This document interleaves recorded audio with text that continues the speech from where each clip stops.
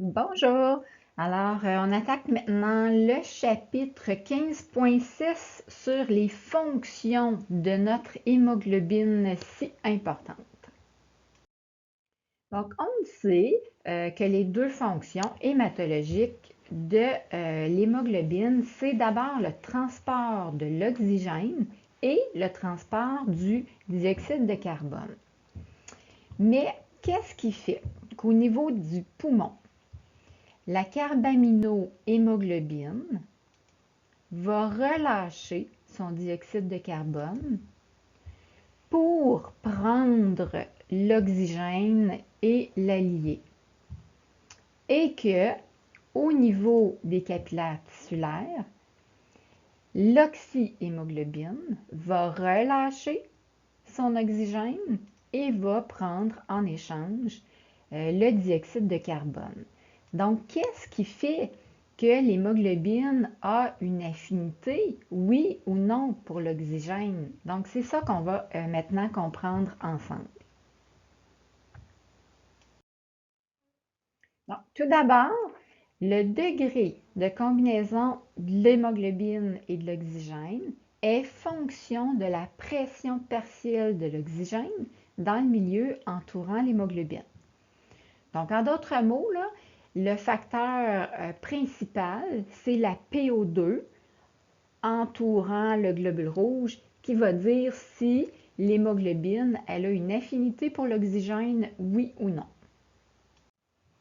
Donc, il y a une courbe qu'on appelle la courbe de dissociation de l'oxyhémoglobine, qui est celle-ci, donc qui démontre le pourcentage de saturation de l'hémoglobine par l'oxygène en fonction de l'APO2 en millimètres de mercure. Donc, c'est une courbe sigmoïde, puis on représente ici la courbe normale. Donc, quand on regarde sur l'axe des X, au niveau de la PO2, on sait qu'au niveau des poumons, la pression en oxygène, elle est d'environ 100 mm de mercure. Donc, sur notre courbe, on se retrouverait à cet endroit, PO2 de 100 mm de mercure. Vous comprenez en regardant la courbe qu'à 100 mm de mercure, l'affinité pour l'hémoglobine et l'oxygène, elle est très grande. Hein? On est complètement en haut de la courbe. C'est donc dire que le pourcentage de saturation est très élevé, donc d'environ 95 à 98 C'est ce qu'on retrouve au niveau là, du sang artériel. D'un autre côté, au niveau des capillaires tissulaires, on a une pression partielle en oxygène d'environ 40 mm de mercure. Donc, sur notre courbe, on se situe environ ici. Donc, si on regarde la courbe, on remarque qu'à 40 mm de mercure, l'affinité pour l'hémoglobine et l'oxygène, elle est moyenne. Donc, on a un pourcentage de saturation moyen d'environ 65 Donc, c'est ce qu'on retrouve au niveau du sang veineux. En gardant tout ça en tête, je dois vous dire qu'il y a aussi trois autres facteurs qui influencent l'affinité de l'hémoglobine pour l'oxygène. Il y a la température corporelle, le pH sanguin et le niveau de la glycolyse. En fait, c'est plus la concentration du 2,3 DPG de la voie de Rappaport-Lubéring qui va l'influencer. Le concept que je vais vous expliquer, c'est quelque chose que vous allez revoir aussi en biochimie. Donc, je vous ramène la courbe de dissociation de l'oxyhémoglobine. Donc, tout à l'heure, on avait une seule courbe. C'est celle qui est représentée par la lettre A. Donc, c'est la courbe de dissociation de l'oxyhémoglobine, la courbe normale. Donc, si on se prend une PO2 fixe, on va se prendre 40 mm de mercure. On a dit que le pourcentage de saturation normale était d'environ 65 Il peut arriver dans certaines situations une même PO2, on se retrouve avec un pourcentage de saturation plus élevé. Donc, on aurait ici là, un 80-82% de saturation de l'oxyhémoglobine. Donc, c'est la courbe de dissociation en vert, donc celle qui est la petite lettre B.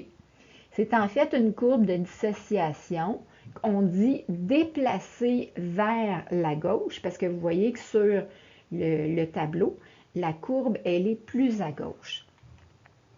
Un déplacement à gauche de notre courbe de dissociation, qu'est-ce que ça veut dire?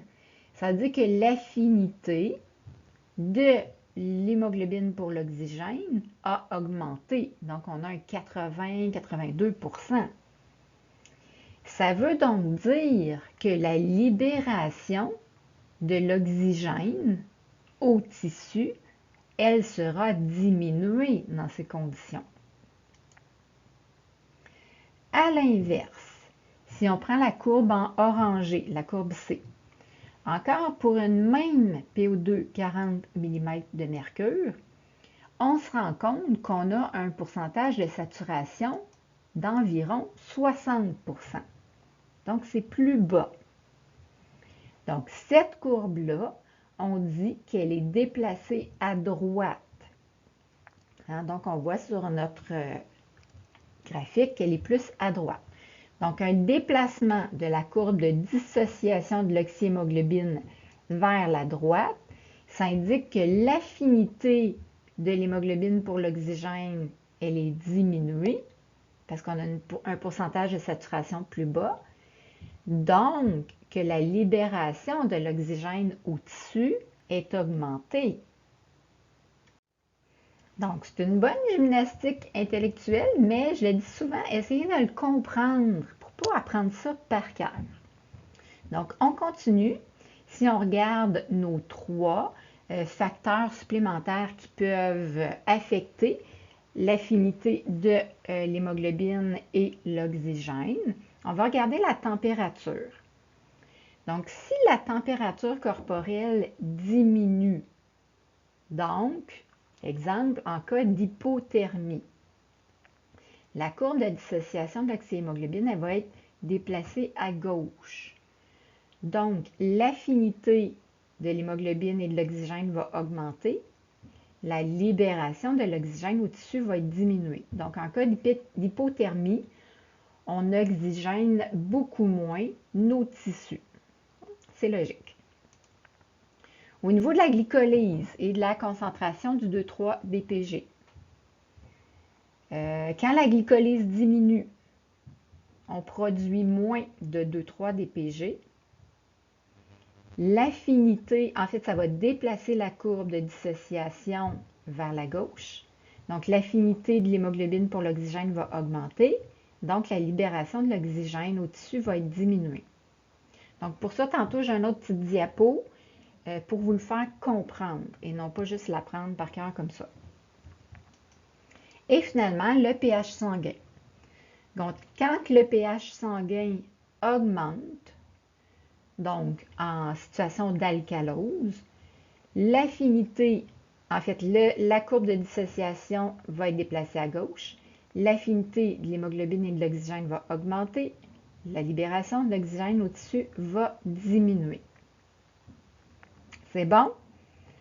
On continue avec l'inverse. On revient à la température corporelle. Donc, quand la température corporelle augmente, donc en cas d'hyperthermie, donc de situation là, de fièvre, etc., la courbe de dissociation va être déplacée à droite. Donc, l'affinité pour l'hémoglobine et l'oxygène va diminuer. Ça veut dire que la libération de l'oxygène au tissu va augmenter. On s'en retourne à la glycolyse. Quand le métabolisme énergétique du globule rouge augmente, donc on produit davantage de 2,3-DPG, la courbe elle est déplacée à droite, l'affinité hémoglobine-oxygène diminue et donc la libération de l'oxygène au tissu augmente. Et finalement, lorsque le pH sanguin diminue, Donc, en cas d'acidose, la courbe elle est déplacée à droite, l'affinité hémoglobine-oxygène diminue et la libération de l'oxygène au tissu augmente. Donc, une petite image supplémentaire pourrait aider à comprendre l'influence de la glycolyse et de la concentration du 2,3-DPG dans l'affinité de l'hémoglobine et de l'oxygène. Donc, en fait, il faut se dire que le 2,3-DPG, qui est produit par la voie de Rappaport-Lubéring, et l'oxygène, c'est comme s'ils compétitionnent pour se lier à l'hémoglobine. Donc, je vous représente un petit schéma là, très basique. À gauche, en fait, on a nos tétramères d'hémoglobine, donc nos deux monomères alpha, nos deux monomères bêta, donc ça représente l'hémoglobine A. Donc, dans le tétramère de gauche, on voit que le 2,3-DPG a pris place au sein de la molécule d'hémoglobine. Quand le 2,3-DPG se prend place au sein de la molécule d'hémoglobine, il produit une tension dans la molécule et on appelle cette forme d'hémoglobine la forme T pour tendu. L'oxygène, dans ce cas-là, ne peut pas se lier.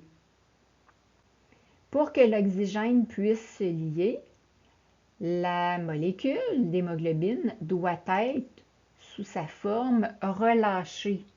Donc, vous voyez, il y a plus d'espace entre les monomères. C'est un schéma pour nous aider à comprendre. Et là, l'oxygène peut aller se lier à la molécule d'hème, donc entre l'atome de fer et l'histidine de l'hème. Donc, une fois que l'oxygène s'y lie, on a la forme R ou la forme relâchée. Donc, c'est vraiment pour comprendre que quand un est lié, ben, l'autre ne peut pas s'y lier. Donc, il y a un effet de compétition. Donc, c'est sûr que si le métabolisme énergétique est très augmenté, la concentration de 2,3-DPG augmente, c'est sûr qu'il va avoir une plus grande tendance à prendre place dans la molécule d'hémoglobine et l'oxygène va avoir tendance à se libérer, à se dissocier de l'hémoglobine. J'espère que ça vous aide à comprendre.